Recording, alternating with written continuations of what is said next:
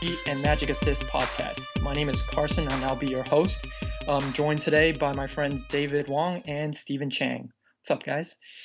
And today we will be talking about the Miami Heat and also the Orlando Magic, along with some news that's been happening around the league. So we'll start off with David first with some news around the Heat, around the NBA. Go ahead, David. What do we have? Wow, so this just happened. I'm just looking at it now, but I was gonna talk about Carmelo Anthony, who played his first game, started his first game yesterday, but I was gonna tie it in because I just read right now that Paul Gasol was just released by the Portland Trail Blazers. It's really interesting. They cut another big man, which they seem to be lacking of, but I guess he was never able to become healthy because he was injured to start the season.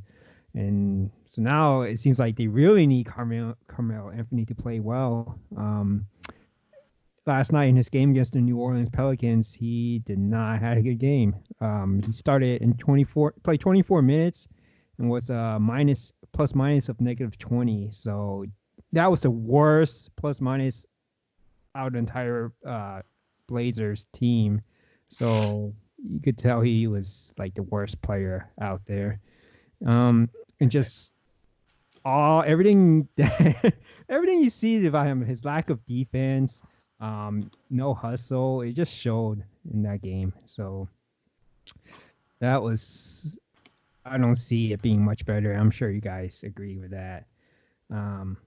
Other news include the Houston Rockets. This relates to the Miami Heat in that they cut Ryan Anderson.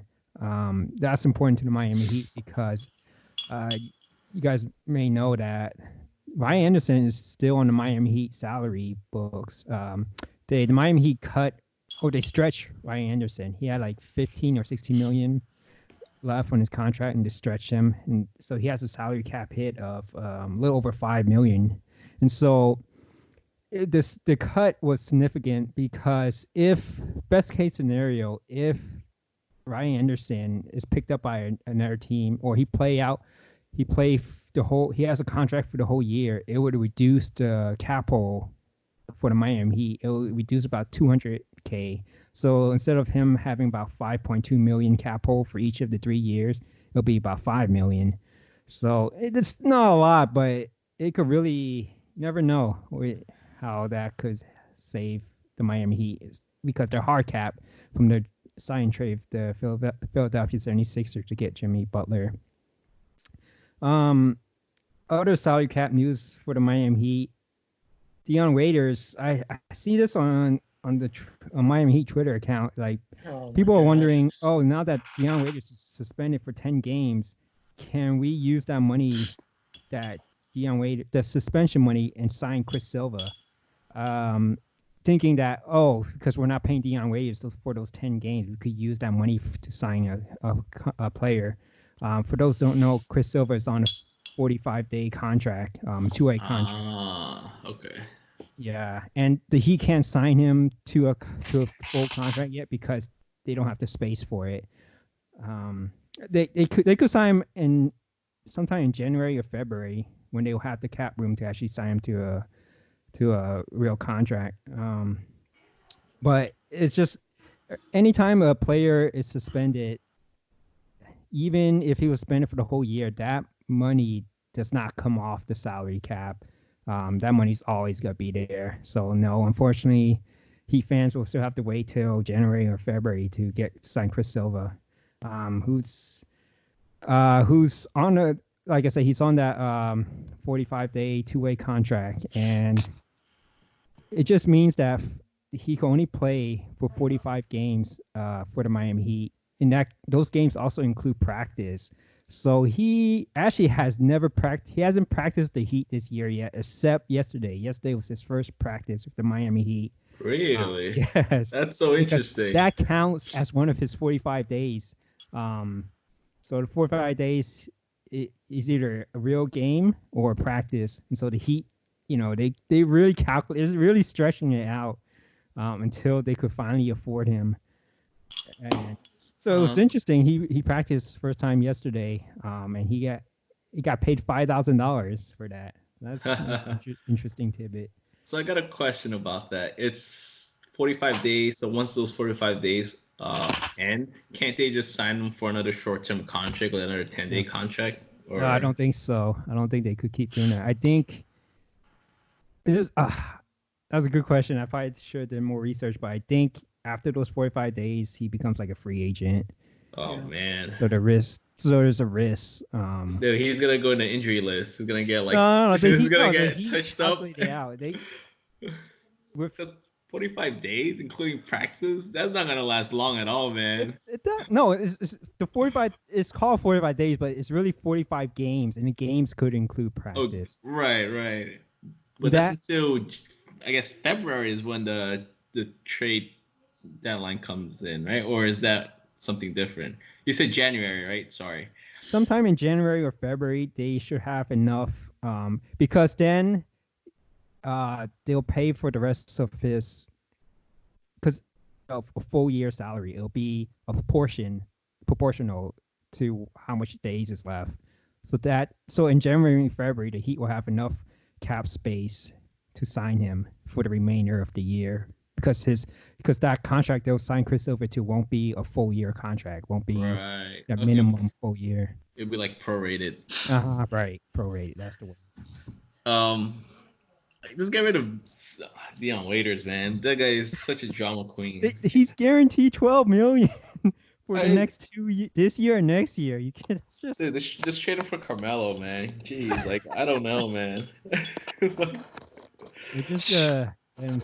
So yeah, and also related to Dion Waiters, people heard that he ate some gummies on the plane and passed out and then had a panic attack when he woke up. But Heat officials were questioning him, asking him where did he get the gummies from. He wouldn't tell anybody. So I've been noticing that James Johnson, he's been healthy. All right, he got his weight down. He's in game shape, but he hasn't been playing the last 3 or 4 games. No news on that. I wonder if it was James Johnson who gave Dion the gummies. And they're just hush hush about it. I'm glad you said that, David, because I was also questioning it. Right. As to why James Johnson wasn't playing. Yeah, no news on him. And they played Chris Silva. Yeah, they played Chris Silva more than James Johnson. And I feel like James Johnson's a much better player. Yeah. James Johnson's a much better player than Chris Silva right now. Much better. I know. And they all hush hush about it. I really think it was James Johnson who gave Dion those gummies. And then the Heat found out, and they just handled this very quietly. I'm sure it's a very embarrassing moment for the whole team. Oh, hey, man. They're 9-3, right? So it's working. They didn't need it. They don't need him. They don't need him, man. He could help, man. He could help. As you remember, when we did our preseason prediction, I thought he would be the 6th man for the Heat, 6th man of the year. I didn't know he was so selfish that he's so high and mighty that he's too good to come off the bench. You mean Dion Waiters, right? Yes, not Dion James Waiters, Johnson. yeah. Okay. Yeah. He's a character, all right. Yeah, I don't. I think the Heat are just stuck with him. They're just gonna ride him out, just not playing him at all. And he'd just be on their salary cap till his contract expires. Really? Till he expires? How many years does he have left? 2. Oh. Next year and then the year after. Yes. Not including this year. That's rough, man. Yeah, that's pretty bad. But luckily, like you said, they're 9-3, so they don't need him for now. But there is a good news though. Next year, they don't have who else. Next year, it's Derek Jones Jr.'s contract's up, and also Udonis Haslem's contract's up. So is Myers Leonard. His contract's also up. Right. Along with Goran. Goran's contract's also up. Goran is $19 million right there. That's a huge. I'm thinking he'll be traded before the end of the year. Really? I take that back. It's a big part of their bench. Yeah, I was thinking, I said that statement thinking of the Heat from last year. Being that the Heat are competitive this year, they're gonna need him. Yeah. Yes. I take that back. Yeah. Honestly, I think that they're trying to. The reason why they're playing Kendrick Nunn so much is that they want. I feel like they want him to come off the bench as well for that second unit. If Goran, they're trying to mold him into that scorer like Goran for that second unit. Either that or Tyler Hero. And then Jameis, or not Jameis, Justice Winslow will be the starting point guard when he gets healthy. Mm-hmm. Okay. And they want. I feel like he lost the point guard spot. Team has been playing so well without him. Yeah, it's like it's hard to mess up that lineup. Like they need him though. Yeah, they'll eventually need him, but they need him. Like Wright is out, and I feel like he's gonna be out for a while. It just who knows how. What is the current starting lineup for the Heat? Right now, it's I think it's Duncan Robinson, Kendrick Nunn, Bam Adebayo, Myers Leonard, and then Jimmy Butler. So Tyler Hero went to the bench when Tyler Hero Butler came back.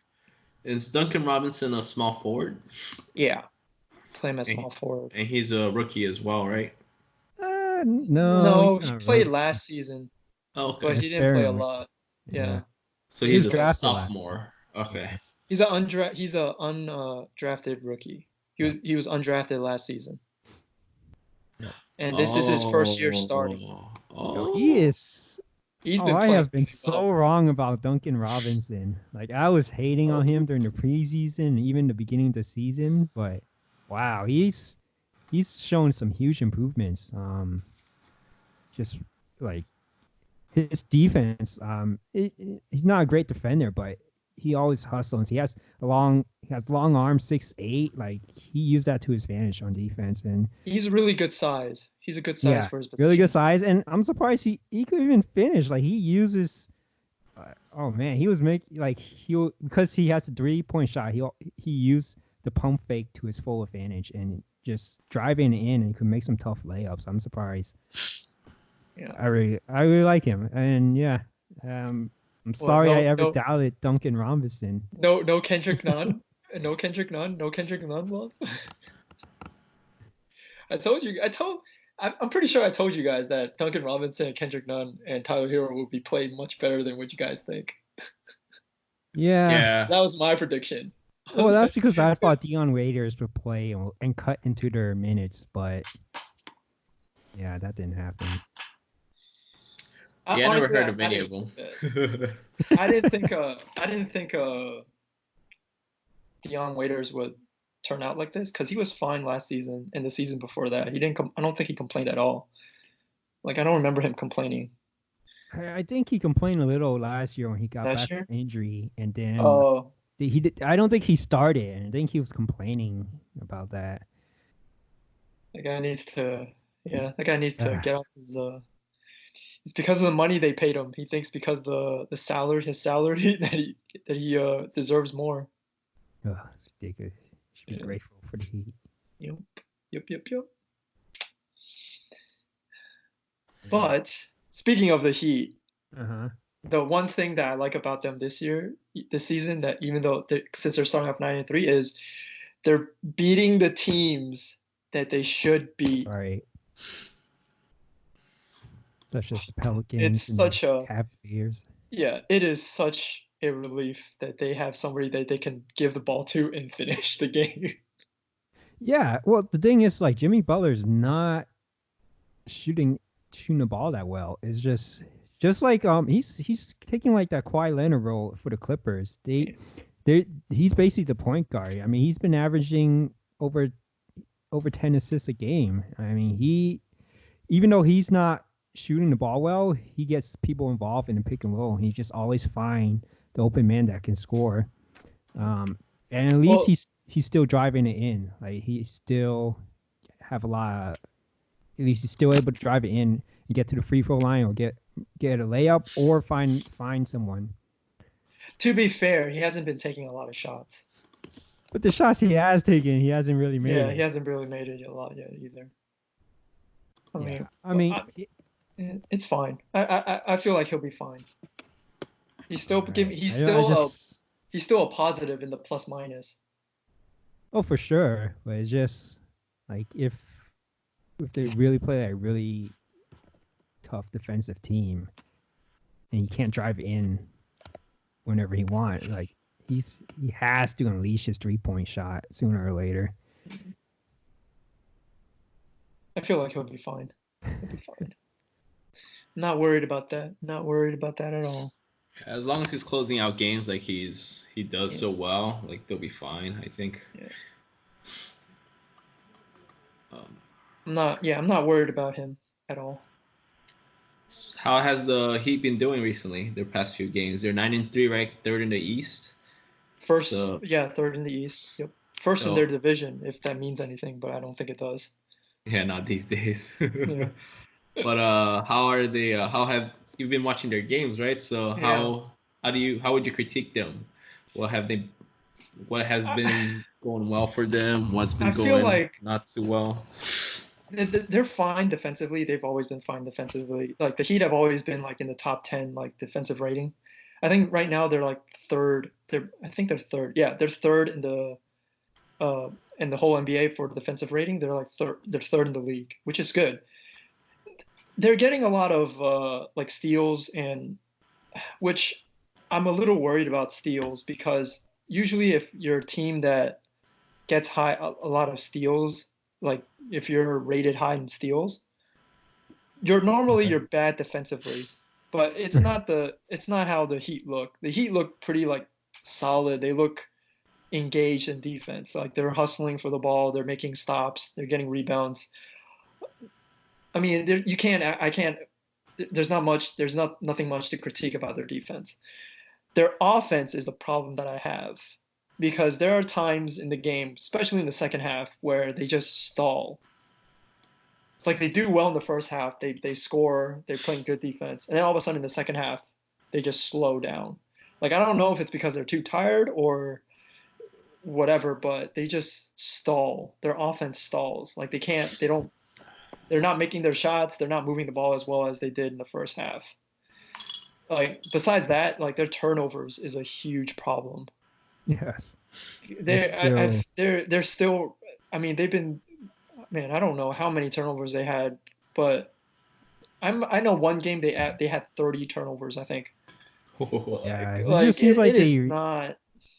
They always get like around 20 turnovers. Yeah. But it's because they do pass the ball a lot. Yeah. They're a very unselfish team. Like every player passes the ball. Yeah. And it doesn't help that Chris Silva, who I mentioned earlier, he turns over a lot too in his short amount of minutes. But I think it's just because he doesn't really practice with the team. So that's another thing for him. Like every time he gets a rebound, like I feel like he should not move and just give the ball up. Like when I'm looking at him get the rebound, he like shuffles his feet a lot. Like, man, if a ref looks at his feet, it looks like he's traveling. I would call travel if I was a ref. And I'm a Heat fan. Yeah, he's dancing on the floor like every time he gets a rebound. I'm like, okay, great, you have an offensive rebound, good, man. Don't just stand still and give the ball up. Don't do anything. Like, man, he needs to learn how to like just like plant his feet, like either that or like dribble the ball out a little bit. Like it's okay if he dribbles it out. Yeah, but like I said, he hasn't been practicing, so hopefully that. You don't need to be with the Heat to practice how to dribble or how to not move your feet when you get a rebound. Come on, you serious? Come on, let's be honest here. Let's be honest here. Do you really need to be at the Heat practice vicinity in order to learn how to like stand still, don't move, and not travel? Well, it's probably a habit for him. If he practiced that, he wouldn't resort to those bad habits. When he practices by himself, he needs to learn how to just stop and don't move. like, I don't know, spread his legs wider so that so it's more awkward for him to move or something. But he needs to just stop moving. That's what he needs to do.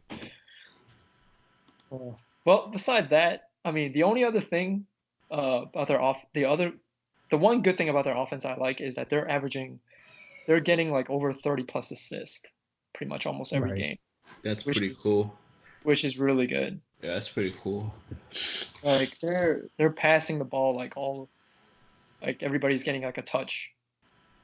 Like there's also another thing that's kind of I find interesting is that they're doing the kind of like the Princeton offense, I think. It's like the ones where they just cut into the rim. Mhm. Like Duncan Robinson has been doing that a lot. Oh like yeah. They've been cutting a lot, and it's worked for them more than it's worked for the Lakers when Kobe was there with Mike Brown. I'm just gonna say that because that when the Lakers were doing with Kobe, it didn't work that well. Other than that, I mean, there's not really much to say about their games. They haven't played anybody worthwhile since I think their last game they played worthwhile was the Lakers. Yeah. So and actually, game. this week I think it's a pretty good test for them. Mm-hmm. Starting today, in the next hour, they play the Cleveland Cavaliers, but they actually play the next 4 days. They actually play 3 games. So, and then, yeah, so tonight they play the Cavaliers. Tomorrow they have a day off. Friday they play the Bulls, and then Saturday they're playing the 76ers. Oh, is it a home game or is it a away game? It's a away game at Philadelphia. Ooh. But the Sixers also on a back-to-back. But yeah, so 3 games out of the next 4 days. But who are the Sixers playing though? Oh, I'm not sure. But I think like this week, especially that 76ers game, that'll be a test because they've been losing on the back-to-back, the second game of the back-to-back. And their road record is not that great either. I think they're 4-3 on the road, or all the losses has been on the road. They're undefeated at home, so I don't like the chances on Saturday. I like their chances depending on who the 76ers play. Meaning if Joel Embiid is playing. No, not that. I meant who they played the day before, because you said both teams are on back-to-back. If the 76ers had to play like a tougher opponent, I like the Heat's chances on that one. Spurs are a good team. I think they lost like 4 or 5 games in a row, including one to the Magic. Oh, I have no idea how that happened. Wow. Well, I saw one of their games against the Hawks. They're not a good 3-point shooting team. I never thought they were. Yeah, but it's like the 2 stars, Marcus Aldridge and DeMar DeRozan, who takes the most shots on the team. They don't shoot threes, and then they're not good 3-point shooting team. Yeah, that reminds me. Like I remember I saw that the Game of Zones episode where before they traded DeRozan was like saying, "What? Don't trade me. I promise I'll learn how to shoot threes." And that was his best year when he incorporated the 3-point shot in his game, and now ever since he got to the Spurs, he never shoot threes again. I think it's because Popovich hates the 3. He hates the 3-pointer. He thinks it ruined the game. That doesn't mean he doesn't incorporate it. Yeah. I don't know. Yeah, man, Spurs are not doing too well. They're having a hard time. I think they're like they're under 500 for sure, right? Yeah. They're just having a tough time getting everyone on the same page apparently. Even last year, LaMarcus Aldridge is not. It's off to a pretty slow start, and it's just they can't hit the 3-pointers. Yeah, that goes along with how Aldridge and DeRozan they're not clicking so well. and that's partially because they kind of have that mid-range game going on, so Exactly. they can't really feed off of each other that well. But I'm kind of surprised, like the 2 point guards point guard and shooting guard that were injured last year, DeJounte Murray and Forbes. Mhm. They're I figured to be playing better, but I guess they're still kind of getting their legs underneath them since they were injured for a whole season. So I think they'll still get better. Just give them a little bit more time. But Yeah, for sure. But it is a little alarming because they're in the West, so they need those wins if they're gonna make the playoffs. But to be fair, the Blazers haven't been looking good. Nuggets haven't been looking good. They still have a chance to make it. Oh, Nuggets are fine. They're like top 4, right? Rockets haven't been looking good. what? The Rockets? Rockets are second. Since the loss to the Heat, they've been on a roll. The Rockets are second, and the Nuggets are third. That streak, I won't be surprised if they fall under again. Well, something for you to watch tonight. So. Something for you to watch tonight, Carson. The Rockets versus the Nuggets tonight at 9 p.m. James Harden has been on fire. All I know is it's gonna take just one little thing. Once James Harden gets that bad shooting day, it's gone. Bye Rockets. Oh yeah, I mean the whole team is driven by the fact that he's shooting so many shots and he's making a certain amount of them. But on that note, guess who's been doing really well recently? Tell me, who's been playing really well? Just the Orlando Magic. Just gonna point that out. Their Pats, so they won their last 4 games out of 5. You're talking about the NBA team, Orlando Magic? Yes, indeed. So let's see. Their last 5 games, they had a homestand. All 5 games were at home. And out of those 5 games, they won 4. The only game they lost was to Indiana. They, let's see, I'll just put out a few numbers here alongside the teams they played against. So they won 86-118 against Memphis. And they had a fourth quarter where they held the Memphis Grizzlies to just 8 points in the fourth quarter. And they lost their next game was against Indiana, 109-102. So a rather close game. I didn't really see the game, so I don't know how close that really was, or it was kind of dead minutes towards the end. But then they went on to beat the Philadelphia 76ers 97-112, which to me that kind of makes sense since Philadelphia has been struggling on the offensive end as well. They don't really have. Joel Embiid played that game. He did not play either.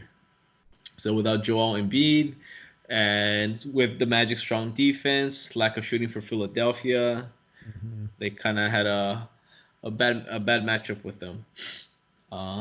Then the Orlando beat the Spurs by 2 points, 109-111.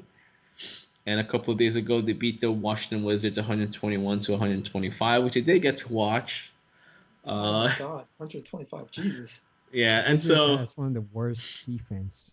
They're like number 1 offense, but I think they're like 29th in defense. Yeah. Somewhere, I mean, it's a huge discrepancy. I think they have the 3rd fastest pace in the NBA, but if you watch them play, there's no defense at all. Like, it's just run and gun, and then just let the other team go as fast as possible too, and then they go as fast as possible. So they just keep going back and forth, which explains Bradley Beal's 30 points a game average right now. You mean also that probably also explains how they lost to the Rockets, who scored 160 when they scored 150 in 4 quarters, no overtime, right? Yeah. How crazy is that? So that explains why. Oh my God. So yeah, man. I mean, it's kind of fun to watch though. Like can you think about it? 150 points. That's 50. If you're just going by 3-pointers, that means they made 50 3-pointers. Yeah. In 4 quarters.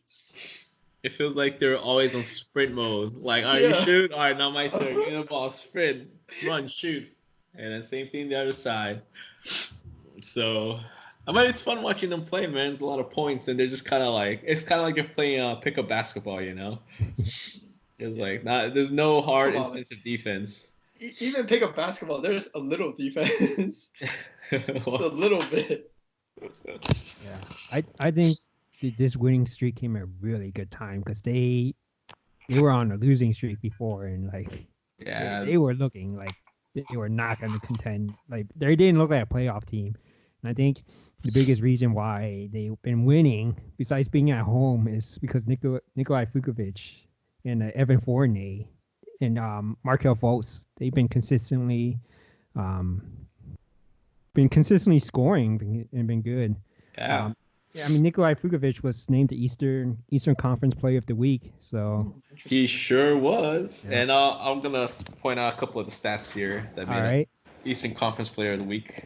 So he averaged 21.7 points a game, 14 rebounds, 4 assists, and 1.3 blocks per game, shooting at 54.2%, which was a 26 for 48 overall, and shot 6 for 9 from 3-point range. So that's pretty good. And his blocks is 1.3 more than I thought he would make. Impressive. Yeah, he doesn't. I mean, if you watch him play, he has no athleticism, right? So he's any blocks that he gets is a huge plus. Every time I see him play defense, he's like a rumbler tumbler. Yeah. He's like a soft giant.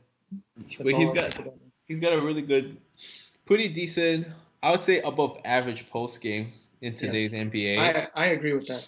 He's pretty good. And he's developed his 3-point shot pretty well, long range 2 jump shot as well over the past couple of years. So he can become a pretty bad matchup depending on who's guarding him. I think he only has trouble with like very long athletic centers. But Joel Embiid, who shut him down. Yeah, or Gobert as well. So the elite players and things like that who can play defense. Obviously, anyone would have struggle against those sorts of players, but. Overall, he's a very good a matchup tool for the Magic, and he drives their offense. So I think it's pretty good. If he's doing well, then they're probably gonna win. But yeah. Because they were on that before this winning streak for the Magic, he was not playing well, and they were not winning games. I mean, it wasn't just him, but he's such a key part of their offense. Oh yeah. And so when you say the offense, the fact that he's so important is so key also because it's not that he's key. It is that they're so bad. Yeah. So they average 102.2 points a game. That's the 29th best. Okay, or second worst in the NBA, right? Their pace is the worst in the NBA at 97.6. So they're 30th at pace. And their offensive rating is 104.7, which is the 25th. So, they need him. Yeah. They need him to be consistent. Otherwise, they have no points coming through them. And the one hope that the Magic have that I can think of right now is, there are 2 players, right? Aaron Gordon, who's been playing below average on the offensive end. And he hasn't been shooting well during his winning streak either. Yeah. Exactly. Pretty poor. Yeah. It's kind of hard to tell why. And then Terrence Ross hasn't been the sixth man like he was last year, but maybe he'll pick it up. Who could have seen that coming, huh?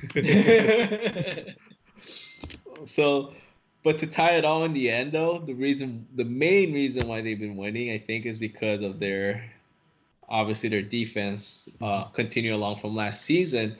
Right now, they're third in opponent points per game. They're 101.5, third place, like I just said. And then their defensive rating is 9th at 104.0 points per game. Or not points, but 104 rating. And opponents' points per game is 101.5 and third. And that goes along with the pace, right? You slow the pace down, and the opponents have less chance to shoot, which kind of makes sense because that's not their strength. Since the Magic can't really score well, they don't want to maximize that part of the game, so they want to slow the game down. So, but it's working for them. They're 6-7 right now, 7th in the East, in the playoff picture, and they're gonna start off a 4-game road trip with Toronto tonight, and then they're gonna Follow up with Indiana, Detroit, and Cleveland. So the first 2 games will be pretty tough. I don't see them winning tonight at all. No. Indiana, it's going to be tough. They could do it, but it'll probably be very tough for them to win, especially because they already lost to them. I can't really see them doing any better. Detroit and Cleveland are games they must win. Even though it's on the road, they got to win those games. And so if they do that, it'll be a pretty successful road trip. For tonight's game against Toronto, they're not going to have Michael Carter-Williams. He's out indefinitely from a hip irritation. You might think that he's not that important, but defensively, yes. Yes, he's a rotational player. His defense is very important. That's not what they really need, though. Well, hey, man, you got to keep something consistent, right? And then Jonathan Isaac is going to be a game-time decision due to his ankle, which I don't know if I'm glad you mentioned Jonathan Isaac, Steven, because I wanted to ask David what he told me about Jonathan Isaac before we close off this podcast. What happened with the Jonathan Isaac, David? Well, apparently during the Orlando Magic, what was it, a new uniform unveilment event, he injured his ankle somehow during the event. Come on. How did that happen? And he's very important too, man. He's been playing so well. He's gonna be pretty good if he keeps progressing like he is. He's very young. He plays awesome defense. I think he's a leader. He's a second in blocks per game, I think, right now, just behind Anthony Davis. And he's developing his 3-point shot. His offensive game's coming along pretty well. And he has a pretty bright future, I think, if he keeps developing, assuming he doesn't keep getting injured doing stuff like that. But, we just take that as a random occurrence. But, yeah, man. Yeah, I mean, I think he's the best player. They should build around him. But they don't really have much cap space, so I don't know. Yeah, like the Magic, they're kind of stuck unless you start trading. There's a lot of speculation that teams are inquiring about Aaron Gordon, but the Magic are not listening. They should listen. They should listen. I feel like Aaron Gordon and Jonathan Isaac, they kind of overlap. And I think I'd rather have Jonathan Isaac. And there's a player on the Heat that the Magic could get called Dion Waiters. Oh no! I mean, they need some scoring, right? I mean, he scores. No, man, I don't think that'll ever happen. He's just you don't want that Waiters magic on your team. He ain't got no magic, man. This is just toxicity. The Magic does not need any of that. No, thank you. They have all these defensive players. They could afford one. They could afford one offensive-minded player. This takes one bad apple to ruin the bunch, Carson, and he's that bad apple. It's just a good thing that Spoelstra is smart enough to chop the whole thing off and like throw it away as far as possible. You sure it's Spoelstra or now Pat Riley? Oh, both of them, right? He's like giving him the death. He's giving him that eye. Here's a very neat info that I didn't know. I was not expecting this. The Orlando Magic have the 3rd best attendance in the NBA. Wow. 3rd. Interesting. I would not have expected that. Like, I think that'd be like bottom half at best, Maybe there's a bunch of tour guys who go to Disney and then they included Orlando Magic tickets and they just a lot of tourists. Yep, I think that's what it is. And I think that's why the team will never move from here, because it's a good business regardless of how well they're doing. Were there talks of the team relocating? I haven't heard of it. No. I've never heard of that either. But you think about it, right? The bad teams that stay bad for a long time, usually that conversation comes up. And I was just thinking, doesn't really. But they made the playoffs. They're not that bad. Oh, recently until last year, right? I mean, if you're talking about bad teams, you could talk about the Suns. Have the Suns move, or Sacramento Kings, or the Knicks. Even the Knicks, I would take the Knicks as a worse team than the Magic. Oh, now at this point, you can say that now, but the Magic have been bad for a very long time, man. Very long time. It's just now they're getting to be a little above average, maybe. I don't blame them for because they basically max out an AC team. But I don't blame them because that was the first time they made the playoffs since Dwight Howard left. And like that transition from when Dwight Howard left to that playoff run, that was supposed to be, they're supposed to tank and rebuild. They were rebuilding, but just never got anywhere. Well, thing about Victor Oladipo, Yeah. they eventually traded for Tobias Harris, and they turned out pretty good, right? Just now with the Magic for some odd reason. They That's should what have let people say Victor about Aaron Oladipo. Gordon when he They should have gave the ball more to Victor Oladipo, let him do his thing. Instead, they like handcuffed him. It's pretty much what happened. They handcuffed him, and then that's what happened. That's what you get. You can't develop the player if you handcuff him and then limit his what he can do. Yeah, I just thought there was a issue with player development. I'm not really sure what the details are, but it was kind of odd to see that those players got to be much better once they left the Magic. But the Heat don't have a problem with player development. The Heat are one of the best, for sure. But yeah, so that's for the Magic. Hopefully Jonathan Isaac will play tonight. If they have any chance of winning, they need someone to kind of slow down Mr. Pascal Siakam. But if he's not playing, then no hope. Yeah, I think the Magic and the Raptors are. Yeah, I think the Magic haven't beat the Raptors in a while in Toronto. So since that DJ Augustine magical game in the playoffs. Yeah, damn, that was talk about like unexpected win, man. I was like, jeez.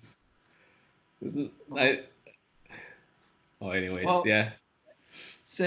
Any last thoughts before we close out about the Magic? Not the Magic. You think they'll go 2-2 for this week? That's my hope. And I think they could do it. I think there's a pretty good chance of them beating Detroit and Cleveland. That still leaves them 8-9 if that's yeah. Just below 500. Not bad. Yeah, that's fine. The East, that's fine. The East. That's fine. I see the Heat going 2-1 in there for the next week. I agree. Who are they playing? They play Cavaliers tonight, and then Thursday have a day off. Friday they play the Bulls. They play the Bulls, and then they play 76ers. So 2-1.